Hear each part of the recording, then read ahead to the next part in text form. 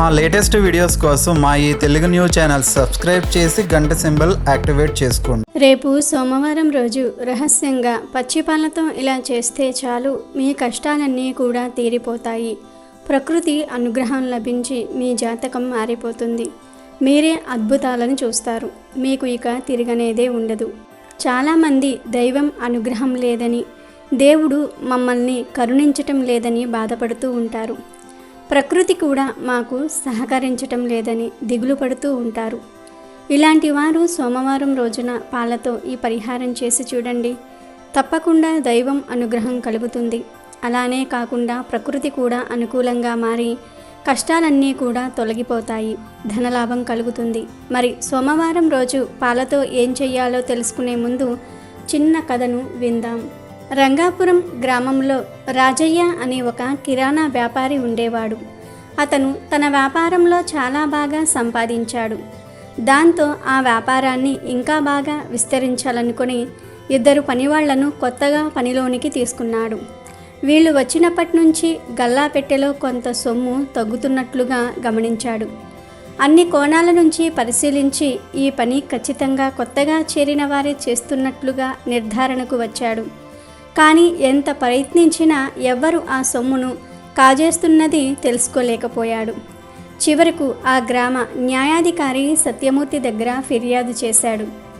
న్యాయాధికారి బాగా ఆలోచించి రాజయ్యతో దుకాణంలో పనిచేసే అందరినీ కూడా తన వద్దకు తీసుకురమ్మని ఆదేశించాడు. కొత్తగా చేరిన 2 పాటు అంతకు ముందు నుంచి పనిచేస్తున్న సోమయ్యను న్యాయాధికారి ముందు ఉంచాడు రాజయ్య. కొత్తగా చేరిన 2 పాటు అంతకు ముందు నుంచి పనిచేస్తున్న సోమయ్యను న్యాయాధికారి ముందుంచాడు రాజయ్య. న్యాయాధికారి సత్యమూర్తి వారందరినీ కూడా ఉద్దేశించి మాట్లాడుతూ, మీ యజమాని రాజయ్య కిరాణా దుకాణంలో గల్లాపెట్టె నుంచి ఈ మధ్యకాలంలో సొమ్ము మాయమవుతుందని నాకు ఫిర్యాదు చేశాడు. మీరెవరైనా తీసుంటే మర్యాదగా చెప్పండి అన్నాడు. దానికి ప్రతి ఒక్కరూ మేము తీయలేదంటే మేము తీయలేదని సమాధానమిచ్చారు. ఖచ్చితంగా మీలో ఒకరే తీసుండాలి. ఎందుకంటే అక్కడ మీరు మీ యజమాని తప్ప మరొకరు ఎప్పుడూ లోపలికి ప్రవేశించింది లేదు. అందుకే మీ అందరికీ ఒక పరీక్ష పెడతాను. పక్క గదిలో మీ పేరుతో ఒక్కొక్క మహిమగల కాగితాన్ని ఉంచాను. మీ పేరున్న కాగితాన్ని తీసి దానిపై అరచేతిని పెట్టి మేం సొమ్మును దొంగలించలేదు అని ప్రమాణం చేయాలి. తర్వాత ఇక్కడకు వచ్చి ఒక్కొక్కరికి ఉంచిన ఒక్కో పాత్ర నీటిలో మీరు ప్రమాణం చేసిన ఆ అరచేతిని ఉంచండి. ఎవరైతే దొంగతనం చేస్తారో వారి అరచేతిని ఉంచిన పాత్రలో నీరు గులాబీ రంగులోనికి మారిపోతుంది అని చెప్పాడు. అలా ఒకరి తర్వాత ఒకరు ఆ గదిలోనికి వెళ్ళి న్యాయాధికారి చెప్పినట్లే చేసి వచ్చామని చెప్పి అక్కడ పెట్టిన పాత్రల్లో అరచేతిని ఉంచారు. ఒకరి పాత్రలో నీళ్లు తప్పించి మిగతా అందరి పాత్రల్లో నీళ్లు గులాబీ రంగులోనికి మారిపోయాయి. ముందు నుంచి పనిచేస్తున్న సోమయ్య చెయ్యి ఉంచిన పాత్రలో నీళ్లు రంగు మారలేదు. అందరూ తాము దొంగతనం చేయకపోయినప్పటికీ తమ పాత్రల్లో నీళ్లు గులాబీ రంగులోనికి మారిపోయేసరికి భయంతో వణికిపోతూ ఉంటే సోమయ్య మాత్రం కాస్త ధీమాగా ఉన్నాడు. సోమయ్య, నువ్వే కదా గల్లాపెట్టెలో సొమ్ము దొంగిలించేది, నిజం చెప్పు లేదా తీవ్రమైన శిక్ష విధించాల్సి ఉంటుంది అన్నాడు న్యాయాధికారి. సత్యమూర్తి, దీంతో నిజమేనయ్యా, మొట్టమొదటిసారిగా సొమ్ముపై ఆశతో ఈ మధ్యనే 2 మా యజమాని పనిలోనికి తీసుకోవటంతో వారిపైకి దొంగతనం పోతుందనే నెపంతో చేశానయ్యా ఈ పాడు పని. మా యజమాని నన్ను అనుమానించకపోవటంతో ఇక అప్పుడప్పుడు గల్లాపెట్టె నుంచి సొమ్ము దొంగతనం చేయటం మొదలుపెట్టానయ్యా. ఈ ఒక్కసారికి నన్ను క్షమించండి అయ్యా అని వేడుకున్నాడు. దొంగతనం నేరానికి గాను సోమయ్యకు న్యాయాధికారి 3 నెలల కారాగార శిక్ష విధించబోయాడు. ఎప్పటినుంచో తన దగ్గర నమ్మకంగా పనిచేసిన సోమయ్యపై దయతలిచి విడిచిపెట్టమని యజమాని రాజయ్య కోరుకున్నాడు. అయినా దొంగతనం చేసిన వారి చేతిని ఉంచిన పాత్రలోని నీరు గులాబీ రంగులోనికి మారిపోతుందని కదా చెప్పారు. ఆ విధంగా చూస్తే సోమయ్య అరచెయ్యి ఉంచిన పాత్రలో నీరు గులాబీ రంగులోనికి మారలేదు కదా. మరి అతను ఏ విధంగా దొంగతనం చేశాడని తేల్చారో చెప్పండయ్యా అని న్యాయాధికారిని అడిగాడు రాజయ్య. సోమయ్యే అసలు దొంగ కాబట్టి తన అరచేతితో ఆ కాగితాన్ని తాకకుండానే వచ్చి పాత్రలో చేతిని ముంచాడు. దీంతో ఆ నీళ్లు గులాబీ రంగులోనికి మారలేదు. నిజానికి అవి మహిమగల కాగితాలు కాదు, రహస్య రసాయనం పూసిన కాగితాలు అని న్యాయాధికారి చెప్పేసరికి సోమయ్య సిగ్గుతో తల వంచుకున్నాడు.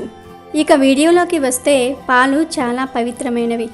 దేవుడికి ఏ ప్రసాదం దొరకనప్పుడు, అంటే ప్రసాదం పెట్టడానికి ఏమీ లేనప్పుడు పాలను సమర్పించినా చాలు దేవుడి యొక్క అనుగ్రహం కలుగుతుందని పెద్దలు చెప్తూ ఉన్నారు. చాలామంది జాతకంలో దోషాలు ఉన్నాయి, రాహుకేతువులు బాగోలేదు, గ్రహాలు బాగోలేదు, అందుకే కష్టాలు వస్తూ ఉన్నాయని చెప్తూ ఉంటారు. ఇలా కష్టాలు రావడానికి ప్రధాన కారణం దైవం అనుగ్రహం మన మీద లేకపోవటమే. దైవం అనుగ్రహం మన మీద లేకపోతే చాలా రకాల అనర్థాలు జరుగుతాయి. అనుకోకుండా సమస్యలు వస్తాయి.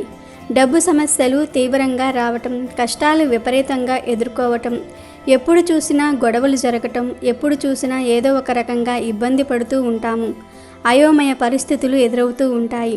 ఇలాంటి బాధలు ఎదురైనప్పుడు దైవం అనుగ్రహం లేదని గుర్తించాలి. దైవం అనుగ్రహం మన మీద ఉంటే అన్ని పనులు అనుకున్నవి అనుకున్నట్లుగా జరుగుతాయి.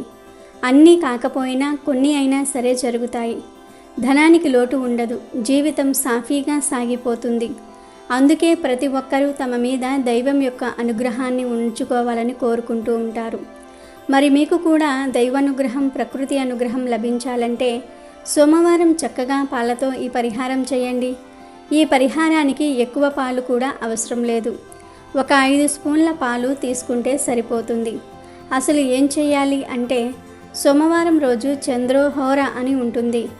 ఇది ఉదయం 6 నుండి 7 గంటల మధ్యలో ఉంటుంది. ఈ సమయంలో ఒక గాజు గ్లాసును తీసుకోండి. ఆ గాజు గ్లాసులో 5 స్పూన్ల పాలు పోసి ఆ పాలల్లో ₹1 కాయిన్ వేయండి. ఆ తర్వాత ఈ పాల గ్లాసును పూజ గదిలో శివుడి ఫోటో ముందు పెట్టి మీరు నార్మల్గా పూజ చేసుకోండి. చివరిలో అగరవత్తులు వెలిగించి ఈ పాలకు కూడా చూపించండి.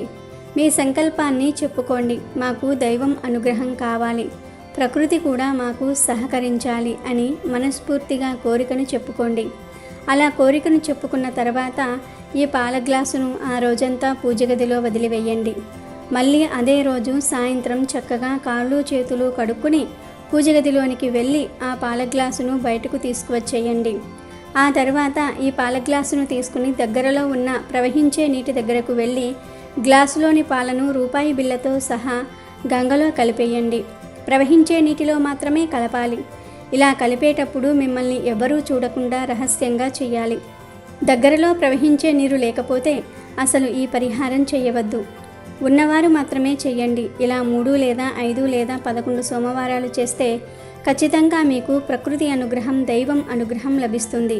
కాబట్టి మీరు కూడా రేపు సోమవారం పాలతో ఈ పరిహారం చేసి శుభ ఫలితాలను పొందండి.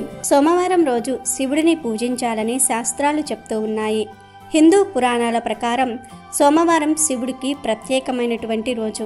శివుడు భక్తుల కోరికలను నెరవేర్చి భక్తులను అనుగ్రహిస్తాడని ప్రతీతి. మరి అటువంటి శివుడిని పూజించటం వలన మీకు ఉన్న సమస్యలు తొలగిపోయి ధనవంతులు అవుతారు. అదేవిధంగా ధనవంతులు అవ్వాలంటే సోమవారం రోజు కొన్ని పదార్థాలను తినాలని పండితులు చెప్తూ ఉన్నారు. అవి తినటం వలన మీకు ఉన్న దరిద్రాలు తొలగిపోయి ఐశ్వర్యవంతులు అవుతారు. మన నిత్య జీవితంలో ఎన్నో రకాల పదార్థాలను, పండ్లను తింటూ ఉంటాము. అవన్నీ తినటం వలన మీకు బలం వస్తుందే కానీ మీ సమస్యలు తొలగిపోవు. మరి మీ సమస్యలు తొలగిపోవాలంటే సోమవారం రోజు ఇది ఒక్కటి తింటే చాలు, మీ దరిద్రాలన్నీ కూడా తొలగిపోయి శివుని అనుగ్రహంతో ఐశ్వర్యవంతులు అవుతారని పండితులు చెప్తూ ఉన్నారు. అంతేకాకుండా మీరు చేసే వ్యాపారాలలో విజయాలు వచ్చి మీకు విపరీతమైన ధనవృద్ధి కలుగుతుంది. అదేవిధంగా మీకు ఉన్న ఆర్థిక సమస్యలు, అనారోగ్య సమస్యలు, ఇలా ఏ సమస్యలైనా సరే తొలగిపోయి మీరు కుటుంబంతో ఆనందంగా జీవిస్తారు. మరి సోమవారం రోజు ఏమి తినటం వలన మీకు ఉన్న దరిద్రాలు తొలగి ధనవంతులు ఎలా అవుతారో ఇప్పుడు మనం తెలుసుకుందాము. ప్రతి మనిషి జీవితంలో గ్రహస్థితుల మార్పులు అనేవి ఉంటాయి. గ్రహాలు మనకు అనుకూలిస్తే మన జీవితం సాఫీగా సాగుతుంది. అదే గ్రహాలు నీచ స్థాయిలో ఉన్నప్పుడు మన స్థితిగతులు అనేవి సరిగ్గా ఉండవు. అంతేకాకుండా ముఖ్యంగా గురుగ్రహ బలం లేకపోవటం జరుగుతూ ఉంటుంది. దీని వలన తీవ్రమైన ఇబ్బందులు ఎదుర్కోవాల్సి వస్తుంది. గురుగ్రహ బలం మీకు అధికంగా ఉన్నట్లయితే మీరు ఏ పని చేసినా అందులో విజయాన్ని సాధిస్తారు. దీని వలన మీరు ధనవంతులవుతారు. మీకు గ్రహాల అనుకూలత కలిగి మీ జాతక సమస్యలు తొలగిపోయి మీ స్థితిగతులు మారాలంటే సోమవారం రోజు ఉదయాన్నే స్నానాన్ని ఆచరించాలి. అది కూడా సూర్యోదయానికి పూర్వమే సోమవారం రోజు స్నానాన్ని ఆచరించి మీ పూజ గదిని శుభ్రం చేసుకోవాలి. ఆ తర్వాత మీ పూజ గదిలో శివుడి పటాన్ని ఉంచి పసుపు కుంకుమలతో గంధంతో పసుపు అక్షింతలతో పూజించుకోవాలి. అదేవిధంగా వివిధ రకాల పుష్పాలతో పూజించి హారతి కర్పూరాన్ని వెలిగించుకోవాలి. ఆ తరువాత బెల్లాన్ని స్వామివారికి నైవేద్యంగా సమర్పించి దానిని మీరు ప్రసాదంగా తినటం వలన మీకు అద్భుతమైన ఫలితాలు వస్తాయి. బెల్లాన్ని అంటే పెరుగన్నంలో అంటే అన్నం వండి దానిలో పెరుగు కలిపి ఆ పెరుగన్నంలో ఈ బెల్లాన్ని కలపాలి. ఇలా కలిపిన పెరుగన్నాన్ని బెల్లాన్ని స్వామివారికి నివేదించి ఆ తర్వాత మీరు ఈ పెరుగన్నాన్ని తింటూ బెల్లాన్ని నంచుకోవాలి. ఇలా చేసినట్లయితే మీకు అష్టైశ్వర్యాలను భోగభాగ్యాలను ఆ పరమేశ్వరుడే కలిగిస్తాడు. ఎందుకంటే పరమేశ్వరుడికి పెరుగన్నం అంటే చాలా ఇష్టం.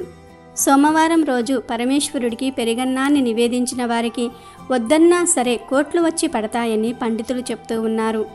మీకు ఉన్న సమస్యలు తొలగిపోవాలని, గ్రహాల అనుకూలత కలగాలని శివునికి ప్రార్థించి నమస్కారం చేసుకున్న తర్వాత చిటికెడు అంటే ఈ పెరుగన్నంలో చిటికెడు బెల్లాన్ని ఒక ప్లేట్లో పెట్టి దానిపై ఆవు నెయ్యిని కూడా పోసి శివుని ఫోటో ముందు ఉంచుకోవాలి. తర్వాత ఒక గాజు గ్లాసులో లేదా వెండి గ్లాసులో నీటిని తీసుకోవాలి.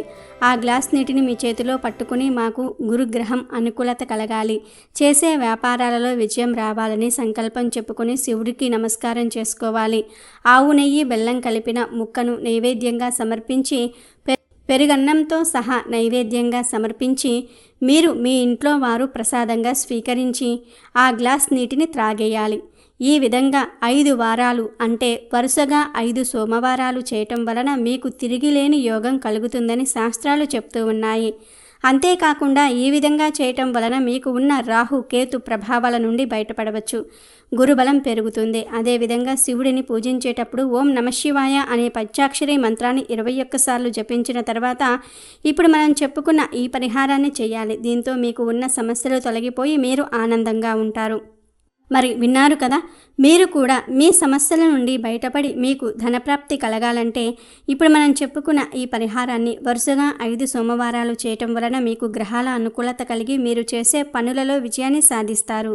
అదేవిధంగా బెల్లం, ఆవు నెయ్యి, పెరుగన్నం అనేది అందరి ఇళ్లల్లోనూ ఉంటుంది కాబట్టి ఈ చిన్న పరిహారాన్ని సోమవారం రోజు ఉదయం లేదా సాయంత్రం సమయంలో చేసుకుని చక్కటి ఫలితాలను శివుని అనుగ్రహంతో పొందండి. వీడియో నచ్చితే లైక్ చేయండి, షేర్ చేయండి, బట్ సబ్స్క్రైబ్ చేసుకోవడం మర్చిపోవద్దు.